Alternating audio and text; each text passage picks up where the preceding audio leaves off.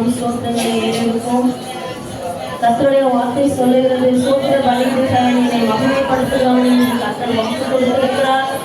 அப்படியாய் நாம் ஒவ்வொருவரும் வாய்களை திறந்து ஒவ்வொரு மௌனமாக இருக்காதபடிக்கு கர்த்தர் நீங்கள் சோத்திரங்களை செலுத்தும்படியாய் சொல்லுகிறார்.